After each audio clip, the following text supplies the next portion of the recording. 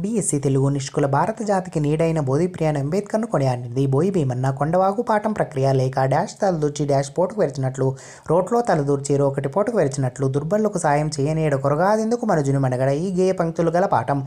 మంచుబాళ్ళు కదలక మెదలక ఉండేవారిని ఈ జాతీయంతో పోలుస్తారు. మన్ను తిన్న పాము పూజ కన్నా నెంచ బుద్ధి ప్రధానం. ఈ పద్యపాదం తర్వాత వచ్చే పద్యపాదం గుర్తించండి. మాట కన్నా నెంచ మనసు దృఢము. పరివర్తన అర్థం మార్పు. షేక్ నాసర్ గారిని భారత ప్రభుత్వం ఈ పురస్కారంతో సత్కరించింది. పద్మశ్రీ భ్రమక పదం ఎటు నుంచి చదివినా ఒకేలా ఉంటుంది. అనలం పర్యాయ పదాలు అగ్ని, వహ్ని, అనుష, ఆదిత్య, అత్తమ్మ పాత్రలు గల పాఠం. ముగ్గుల్లో సంక్రాంతి.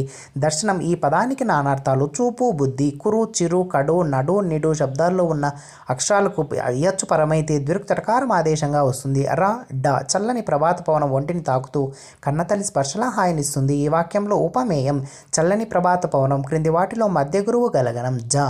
జగనం. ఝ, ఘ, ద, భ అనునవి వర్గయుక్కులు. క్రింది వాటిలో ద్విగు సమాస పదాలను గుర్తించండి. షణ్ముఖాలు, త్రినేత్రాలు. వారు గొప్ప విద్యావంతులు. ఈ వాక్యంలో వారు అనేది ప్రథమ పురుష బహువచనం. బుద్ధుడు జ్ఞానోదయం పొందిన ప్రదేశం బుద్ధగయ. క్రింది వాటిలో సరైన సంశ్లిష్ట వాక్యాన్ని గుర్తించండి. పద్మ నిద్రలేచి స్నానం చేసి బడికి వెళ్ళింది. క్రింది వాటిలో తాళవ్యం. యా శ్రవణానికి, పఠనానికి, లేఖనానికి సమన్వయం పరిచేది. ఉక్త లేఖనం. అనుమాన పద్ధతి గల పేర్లు.